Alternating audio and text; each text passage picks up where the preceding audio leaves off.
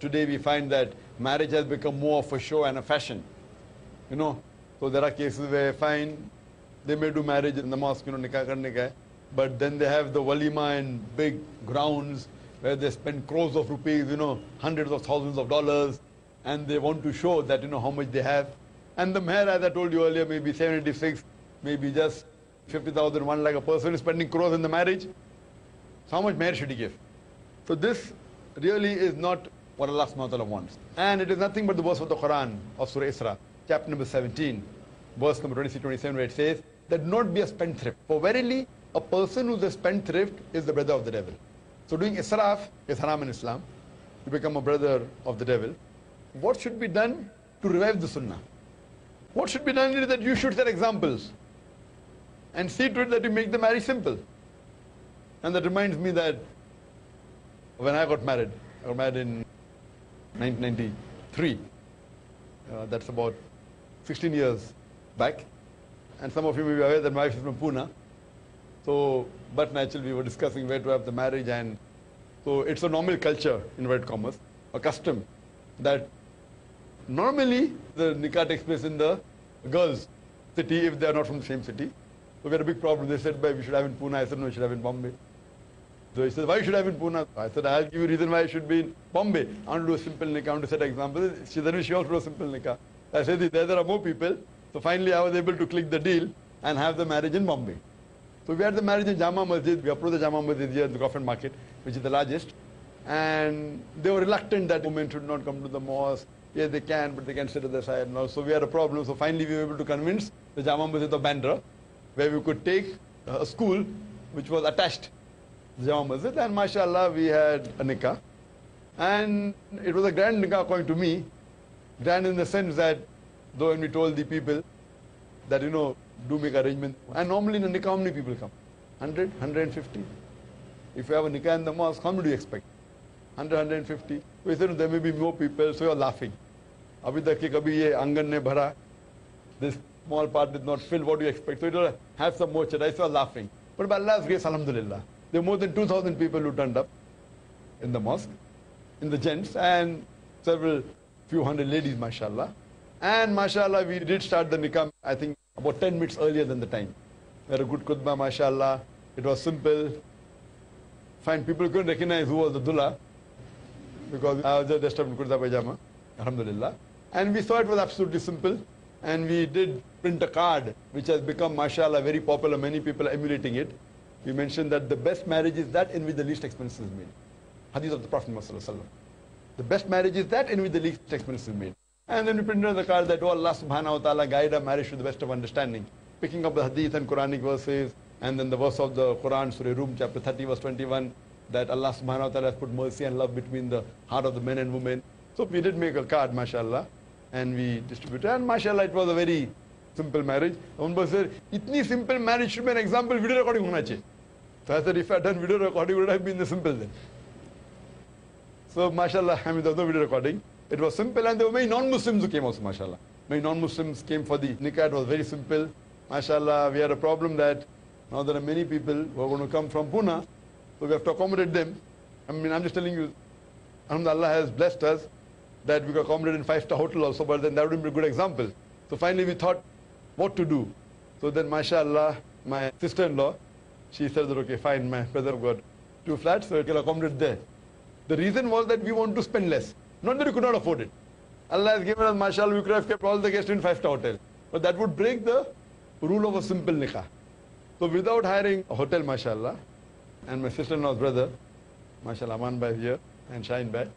So both of them, mashallah, they offered their flat, they were twin flats, and we just had the beddings. And it was a simple, and whatever requirement was fulfilled. And in the walima is a sunnah, which should call our relatives and close, that is a sunnah. But we did go a bit different, away from the sunnah to implement the sunnah. It's a bit different. Away from the sunnah means not the sunnah is a muqaddah, but away from the sunnah means we have to call as many friends, good to call friends.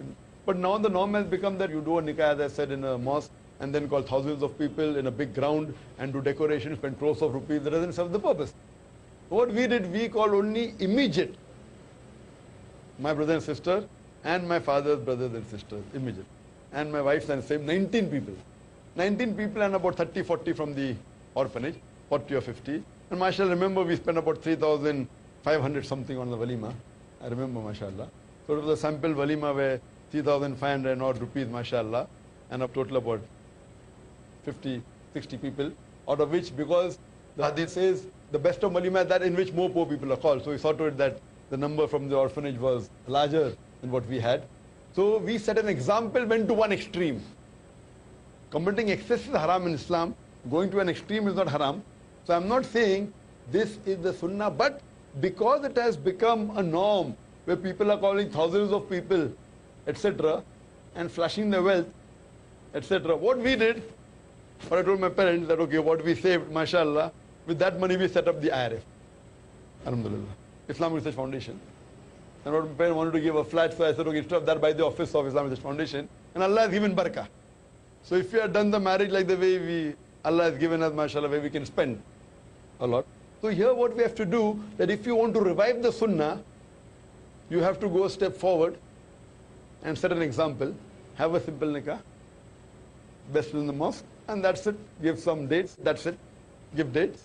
And if you have to have a reception, then see to it that if the reception is there, it is simple, it's not extravagant, there's no music, there is proper hijab, there's proper segregation of the ladies and gents. In this way, we should set example. But the best is, in today's age, have a simple nikah. You may have to give card or call people, but do it in the mosque, and that's it. Avoid the reception. If you have to give walima, have it at your home. Call a few close people. Don't have to be 19, what I call. It can be 50, it can be 100, it can be 200, but don't see to it that there is a 10-course meal. Fine, you can have a 2-3-course meal, no problem. One sweet dish, dal gosh, or whatever you prefer. And if that money you invest in the way of Allah subhanahu wa ta'ala, your marriage will be more successful. And Allah will bless you more. And this is only possible if both the family of the husband and wife, they are of that thinking. So that's the reason if you want to set an example, you have to marry a husband who also wants to set an example. So best part is depending upon the life partner you choose. So all this will only come into play if you choose the right partner. And that is the reason at that time in 90s, I remember, in the early 90s, I mean my sister was in charge. She was supposed to choose. We could not find anyone, so we had to go to Pune. So mashallah, I had to get from Pune, alhamdulillah, the criteria that we wanted. And now mashallah, this whole thing has spread, and the Arab ladies wing was formed, mashallah, and which wasn't there before my marriage. So after the marriage, the work expanded, the work increased, the Arab ladies wing was formed. And I told my wife that, see, once I get married, I promise you 4,000 a month. I'll give you 4,000 rupees a month. If you can run the house in that, you can marry me. I'm a doctor, but don't think I will give you lakhs of rupees. And mashallah, she was earning much more than that when she got married. Mashallah, but she agreed. Fine. But now I'm giving more than 4,000 rupees. Allah has blessed, alhamdulillah. That's the minimum I said. So what we realized, mashallah, that if you take a life partner who's of the same view, that is the time you can expand, and that is the time you can grow Islamically, and that is the time you can set more example. If my wife was not a da'i, I would not be able to set example. I would have been able, but maybe I would be able to do 25% what I'm doing now. Maybe 20%, maybe 30%. But life would have become miserable. So what we realize that if you have to set example to the world, you have to choose a life partner who has the same view and who has the same ideology. So if you want to set example, sister, to revive the sunnah, not only in marriage, even after marriage, so you have to choose a life partner who's virtuous, and that will be the best, because the beloved Prophet ﷺ said that there are 4 criteria which you look while choosing a life partner. One is wealth, second is beauty, third is nobility, and fourth is virtue. And amongst them, the best is virtue. So if you choose a virtuous life partner, inshallah, you'll be able to set many examples in society. Hope that answers the question, sister.